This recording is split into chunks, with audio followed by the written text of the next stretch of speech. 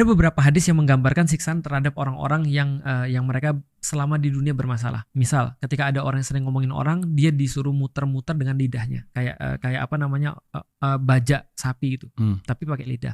Ada beberapa orang yang makan makanan haram, dia disuruh berenang dari satu tempat ke tempat yang lain, tapi dengan mulut yang diisi penuh dengan batu. Misalnya, itu ada beberapa hadis kayak gitu.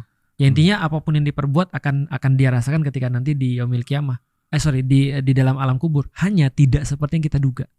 Kalau yang kita duga itu kan adalah sesuatu yang mungkin masih bisa kita comprehend kan. Iya. Tapi ini kan bukan sesuatu yang kita bisa comprehend. Iya. Berarti sebelum nyampe neraka udah disiksa duluan. Udah disiksa duluan. Dan itu baru preview siksaan daripada siksaan. Nggak ngurangin tuh, Ustaz. Nggak ngurangin. Waduh. Makanya aku bilang gini. Ada satu puisi diambil daripada satu hadis. Judulnya adalah ketika maut disembelih. Ketika maut disembelih. Taufik Ismail pernah bikin. Dan ketika beliau baca itu aku nangis. Aku pikir gini, gila. Ternyata siksaan itu yang paling parah menurutku ya. Bukan tipe siksaan sih. Tapi abadinya itu. Karena gini ceritanya. Dalam satu hadis, itu nanti di yaumil qiyamah. Ketika sudah ditiup sangkakala sama apa namanya malaikat Israfil. Itu seluruh manusia itu dibangkitkan di padang mahsyar. Dan di situ mereka jadi saksi satu peristiwa. Apa peristiwanya? Allah terus kemudian manggil. Bawa sini maut, bawa sini yang namanya kematian. Dan di depan mereka maut itu disembelih.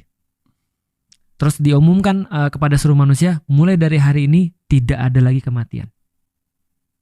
Jadi yang kalian anggap akan nyelesain seluruh masalah atau akhir daripada seluruh masalah, hari ini sudah nggak ada. Maka orang yang disiksa akan disiksa selamanya, orang yang bahagia akan bahagia selamanya.